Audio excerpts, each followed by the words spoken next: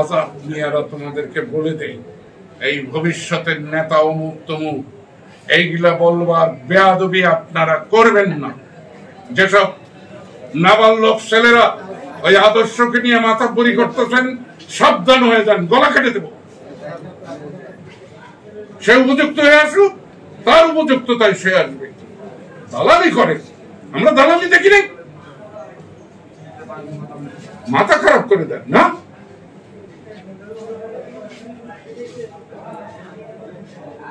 আমি তারা বাদ বলি, এই যে আমি ওর মনে মা বলি, কারণ আমার ছেলে মেয়েরা আসবে না, আমার ছেলে মেয়েরা আসবে।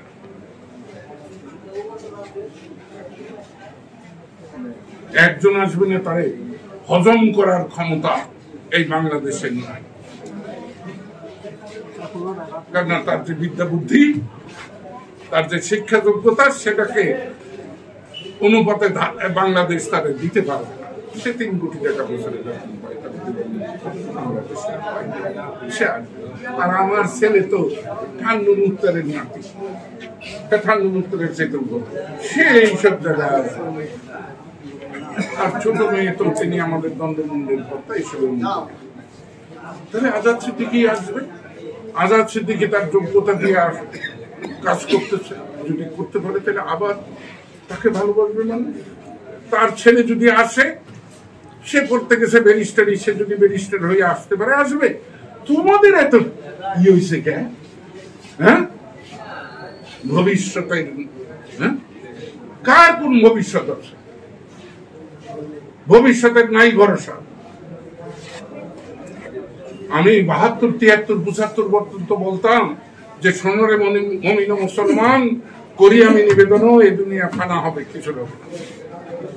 হ্যাঁ, 1 মিনিটের নাই ভরসা। ওই যে আমার ফিরোজ শাহ যে গান গাইল, ওই গানটা গাইবার 1 সেকেন্ডের পরেই মারা গেছে।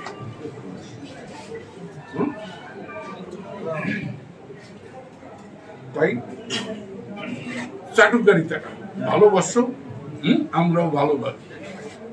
তোমরা আজাদ সিদ্দিকীকে, আমাদের লতিফা সিদ্দিকীর সন্তানদের মধ্যে সবচেয়ে চালাক হইল আজাদ সিদ্দিকী। এটা কি তোমরা জানো? তোমরা একে তো বুঝলে না ইলেকশনটা কি হইল। জাতীয় নির্বাচনে আমি কি পরিমাণ টাকা দিছি, ওই তো 25 লাখ। হ্যাঁ, এর মতো প্রতারণা কি আর আছে? আর উনি কয় টাকা দিছে? 500 টাকা। সবাই কিন্তু নালিশ করবার কাছে আমার কাছে, কেন? হ্যাঁ, বুঝে বলে যে আমার কি, বড় ভাই ছোট ভাই দুইজনে এক হয়ে গেছে, এখন আমার কি লাগবে? আমি বসে বসে তাদের মর্যাদা, তাদের জয় পরাজয় যেটা লোকের সেদিকে কাটাচ্ছে, আমার কি আছে? সেই তোমরা কি জানো, সেই নির্বাচনের সময় ঘুম পাচ্ছে বিকেল বেলা? আমি 86 বছরের বুড়া, কোনোদিন ঘুমাইতে পারলাম না। হ্যাঁ, কিন্তু নির্বাচনের চলবার সময় ঘুম পাচ্ছে। তাহলে সে জানে যে আমি কিছু না, জয় পরাজয়টা আমার না, এটা হলো তাদের। আর আমি বিবেচনা করেছি এই জয় পরাজয়টা আমার না, এই জয় পরাজয়টা কালিহাতীর জনগণের। ওই চোরেরা, ওই লুটেরারা, ওই ডাকাতদের প্রতিনিধি যদি আসে, তাহলে সে পাল্টা দেওয়া শুরু করবে, তখন জনগণ ক্ষতিগ্রস্ত।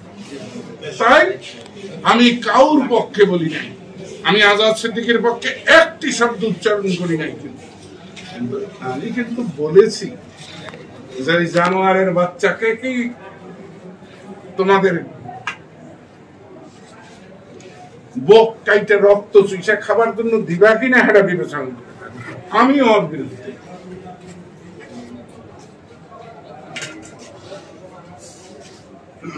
কথাটা বুঝছো? তাই আজাদ সিদ্দিকীর ভাই বোন আছে, হ্যাঁ, এত আজাদ সিদ্দিকী কয়েকটা জানো, তার ভাবি রেখো যে আমাদের ভাই যারা আছেন তাদের সবার সাথে সম্পর্ক এমন আসলেই বেশি। আমার নামে তো 1 ডিসিমেলও নাই, তাদের নামে কিছু আছে। এততেই সে তার সাথে চালাকি করবার চাই, ওই তাতলামি কইরা এই স্লোগান দিয়ে কিন্তু তারে বসাইতে পারবো। হ্যাঁ, নিজের হিসেবটা 100%।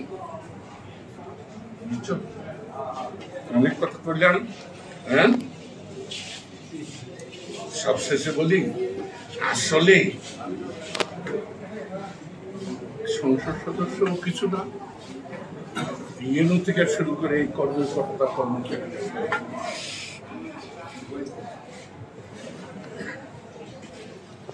এবং এই চেয়ারম্যান মেম্বার সাহেবরা, এই যে কমিটিরও কেউ কিছু না, এরা হলো যন্ত্র আর কেউ যন্ত্রী। এটাকে বলে অর্কেস্ট্রা।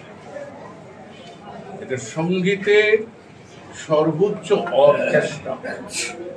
53 জন যন্ত্রী, 53টা যন্ত্র নিয়ে যে সিম্ফনিটা, সেইটাকে বলে অর্কেস্ট্রা। এবং এই অর্কেস্ট্রার পরিচালক যিনি, তার যোগ্যতা নৈপুণ্যের উপর নির্ভর করে এই অর্কেস্ট্রার বাজন শ্রোতারা শুনবে না বিরক্ত হয়ে উঠে যাবে। এই অর্কেস্ট্রার মানে এই উপজেলা সরকারি কর্মচারী এবং ছোট জনপ্রতিনিধি মিলে যে অর্কেস্ট্রা, সেই অর্কেস্ট্রার পরিচালক উপজেলার চেয়ারম্যান সাহেব। তুমি যেভাবে পরিচালনা করতে পারবে সেইভাবেই আল্লাহর রহমতে। হ্যাঁ, আর তুমি ছিলা আমাদের মায়ের সবচেয়ে আদরের, তোমার প্রতি আমাদের মায়ের সবচেয়ে দোয়া আছে। আমি তুমি ন্যায় পথে যতক্ষণ থাকবে, সত্যের পথে যতক্ষণ থাকবে, সুন্দরের পথে যতক্ষণ থাকবে, কল্যাণের পক্ষে যতক্ষণ থাকবে, জনমঙ্গলের পক্ষে যতক্ষণ থাকবে, আমি তোমার পক্ষে থাকবো। তুমি মনে রেখো, 72 সালে কিন্তু আমি কাদের সিদ্দিকীর বিরুদ্ধে বলেছি। 72 সালে কিন্তু আমি বঙ্গবন্ধুর কর্মপদ্ধতি নিয়ে প্রশ্ন তুলেছি। আমি আওয়ামী লীগের প্রেসিডেন্টে বসে শেখ হাসিনার কর্মপদ্ধতি নিয়ে প্রশ্ন তুলেছি। আমি লায়লা সিদ্দিকীর কর্মপদ্ধতি নিয়েও প্রশ্ন তুলেছি। আমি ভালোবাসি, তার অর্থ ভালোবাসা নিঃস্বার্থ হয় না। আমি কিন্তু নিঃস্বার্থ ভাবে কাউকে ভালোবাসি না। তুই দিলে সে মুই দিব, 1 লাখ লাখ আমাকে কিছু দিতে হবে না। তুমি প্রতিশ্রুতি দিয়েছো জনগণকে, সেই জনগণকে তুমি কিছুই দিতে পারবে না, আমি কিছুই দিতে পারবো না এই ব্যবস্থাপনা। কিন্তু স্বস্তিটা, শান্তিটা, নিরাপত্তাটা যেন নিরাপদ যেন থাকে।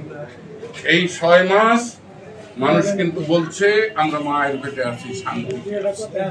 তুমি এখন কালিহাতীতে সেই আমার ক্ষমতা তোমার কাছে অর্পিত হয়েছে। এতদিন কেউ ক্ষমতা ছিল না, এখন দ্বৈত ক্ষমতা হয়ে গেল।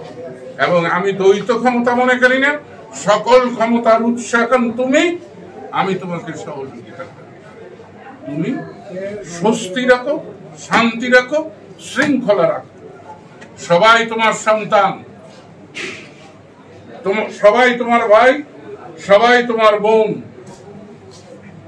কেউ দুষ্টমি করবে, দুষ্টের পালন, দুষ্টের দমন, শিষ্টের পালন। দমন করতে হবে।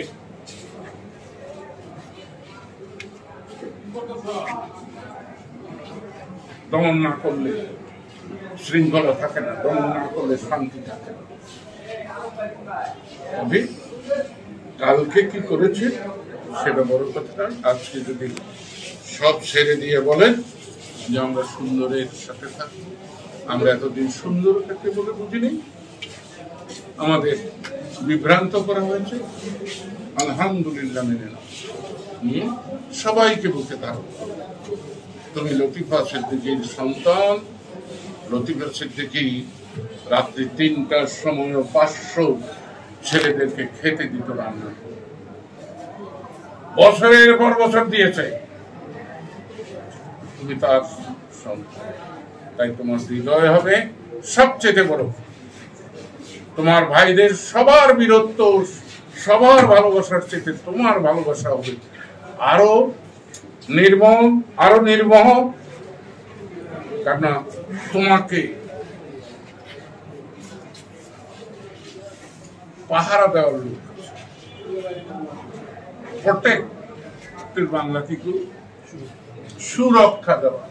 এক পাশে তোমার লতিফ সিদ্দিকী আছে, আরেক পাশে তোমার কাদের সিদ্দিকী আছে, তোমার সামনে নাহেদা সিদ্দিকী আছে, পিছনে ডান্নু সিদ্দিকী আছে। তোমার সন্তানরা তোমাকে ভালোবাসে।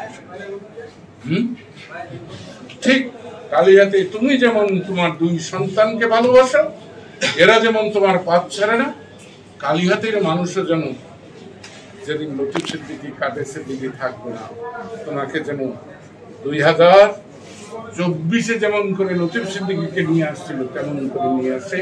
আজকের প্রতিজ্ঞা তোমার তাই হোক। জয় লতিফ সিদ্দিকী, জয় বাংলা।